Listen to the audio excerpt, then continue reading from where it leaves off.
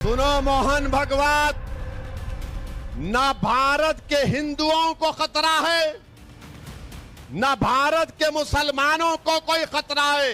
हाँ, एक खतरा भारत के मुसलमानों को, हिंदुओं को, दलितों को, आदिवासियों को, सिखों को, ईसाइयों को है।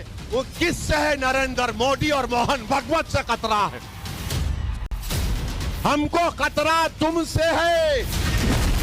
अब मोदी, हम तुझसे डरने वाले नहीं हैं, हम कभी भी तुझसे नहीं डरे।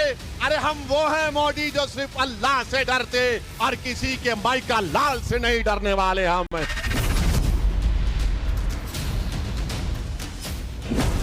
असदुद्दीन ओवैसी को नफरत नरेंद्र मोदी से है, दिक्कत मोहन भागवत से है, परेशानी योगी आदित्यनाथ से है। जो भी हिंदू और हिंदुत्व की बात करता है, हिंदू राष्ट्र का हिमायती है, ओवैसी को हर उस शख्स से बेइंतहा नफरत है। तुम मेरी जबान को बंद नहीं कर सकोगे। तुम यहाँ पर 240 हो, मगर याद रखो मैं 19 करोड़ आवाम का एक गुलाम बनकर, उनकी जबान बनकर तुम्हारे सामने उनके इंसाफ की बात करने आया हूं। होश में आओ मुसलमानों। जो मुसलमान मोदी के इस लाए हुए बिल की तायीद कर रहे हैं, मैंने अपनी तकरीर में कहा था कि जब तुम्हारे बाप दादाओं की खबरों को मिसमार कर दिया जाएगा तब तुमको तकलीफ होगी। नौजवानों, नतीजा उस वक्त निकलेगा जब तुम अपनी पार्टी की लीडरशिप को मजबूत करोगे। टॉपिक मुसलमान का हो और ओवैसी खामोश बैठ जाएं, ऐसा मुमकिन नहीं हो सकता। वक्फ से लेकर बुलडोजर तक हैदराबादी भाईजान बेहिसाब आग उगलते हैं, मस्जिद के नाम पर भड़काते हैं, फिलिस्तीन के जरिए मजहबी उन्माद फैलाने की मंशा रखते हैं। अब तक ओवैसी सिर्फ जुबान से ही जहर उगलते थे, मगर अब पत्थर की बात भी करते हैं। मोदी जी, ये बेंजामिन नेतन्याहू को समझाओ, सीज फायर करो।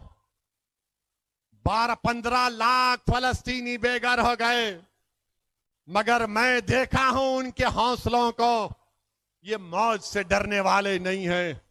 उस सरजमीन पर बसने वाले अगर एक बच्चा भी होगा, सुन ले बेंजामिन नेतन्याहू, अगर एक बच्चा भी रहेगा फलस्तीनी, वो पत्थर उठाकर कहेगा अल्लाहू अकबर, अल्लाहू अकबर, अल्लाहू अकबर। ओवैसी ने 77 मिनट लंबा मजहबी भाषण दिया। कभी भीड़ पर भड़के तो कभी भीड़ के सामने रुआसे हो गए, कभी शब्द लड़खड़ाए तो कभी रुके भी, मगर मोदी और बीजेपी के खिलाफ मुसलमानों को भड़काना बंद नहीं किया। ओवैसी की बौखलाहट क्यों है, पहले ये समझ लीजिए, फिर बताएंगे कि मोदी योगी को कोसने के सिवाय उनके पास दूसरा ऑप्शन क्यों नहीं है। मोहन भागवत ने कहा था, भारत हिंदू देश है, हिंदू राष्ट्र है, इसीलिए भारत माता के लिए जिएंगे मरेंगे। पीएम मोदी ने कहा था, हमें याद रखना है, अगर हम बटेंगे तो बांटने वाले महफिल सजाएंगे। यूपी के सीएम योगी आदित्यनाथ भी कई बार कह चुके हैं, बटेंगे तो कटेंगे, एक रहेंगे तो नेक रहेंगे। बस इसी के बाद से ओवैसी का कंठ जहर से लबालब हो गया और फिर मजलिस में मुसलमानों की भीड़ देखकर माइक का वॉल्यूम लाउड कर दिया। मोहन भगवत से हम पूछना चाह रहे, मोहन भगवत, 10 साल से तो आपके चेले मोदी भारत के वजीर आजम हैं। 10 साल के वजीर आजम के दौर में बताओ मोहन भगवत, हिंदुओं को खतरा पैदा हुआ है?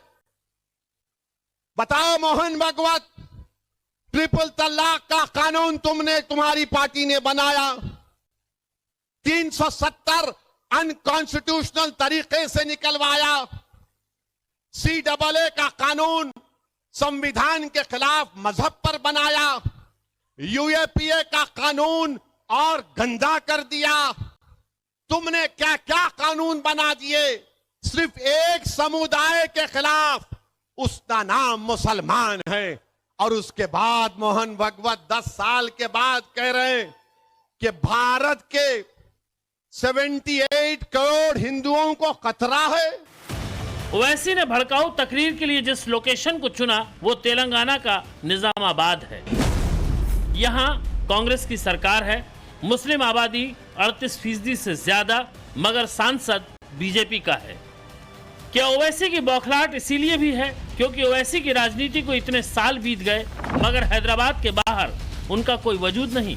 और तुर्रा ये कि बीजेपी को 2024 में पूर्ण बहुमत से उन्होंने अपने दम पर रोक दिया। तो सजा दे रहे इसलिए कि 2024 में हमने मोदी के 370 के ख्वाब को चूकनाचूर कर दिया, उसको मिलिया मटिया मलिक मला दिया। इसलिए मोदी अब कह रहे हैं कि मुसलमानों के पीछे पड़ जाओ, मैं वक्फ का कानून लाऊंगा।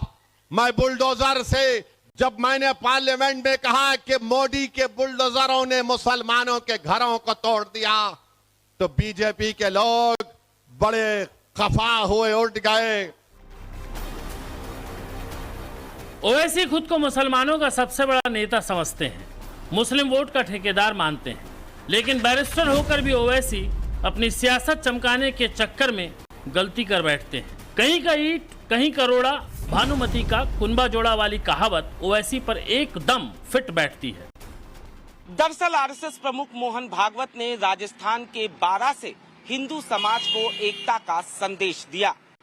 भाषा, जाति और प्रांत के भेदभाव को मिटाने की बात कही, जबकि प्रधानमंत्री नरेंद्र मोदी ने महाराष्ट्र के ठाणे से कांग्रेस और इंडी गठबंधन की जाति वाली राजनीति पर निशाना साधा था, मगर ओवैसी ने उसका अलग ही नैरेटिव सेट कर दिया। एक ही मिशन है, समाज को बांटो, लोगों को बांटो और सत्ता पर कब्जा करो। इसलिए हमें अतीत से सबक लेना है। हमें हमारी एकता को ही देश की ढाल बनाना है। हमें याद रखना है, अगर हम बटेंगे तो बांटने वाले महफिल सजाएंगे। हमें कांग्रेस और महाअघाड़ी वालों के मंसूबों को कामयाब नहीं होने देना है। हम भारत माता के पुत्र हैं और इसलिए भारत माता के लिए जिएंगे मरेंगे। लेकिन भारत में भारत के लिए जिम्मेवार समाज कौन सा है? वो हिंदू समाज है, क्योंकि भारत हिंदू देश है, हिंदू राष्ट्र है। परंपरा से प्राचीन समय से यहां पर हिंदू लोग रहते आए।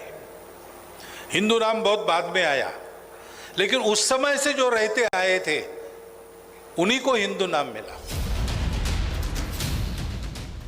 ये वही हैदराबादी भाईजान हैं जो वक्फ बोर्ड पर लाए गए मोदी सरकार के नए संशोधन के खिलाफ शहर शहर घूम रहे हैं, कैमरे पर मुसलमानों को नसीहतें देते हैं और ऑफ कैमरा मोदी के खिलाफ साजिश की नई नई तरकीबें इजाद करने में जुटे हैं। इनके स्क्रिप्ट में पुलिस से लेकर प्रशासन तक हर किसी को ओपन चैलेंज रहता है।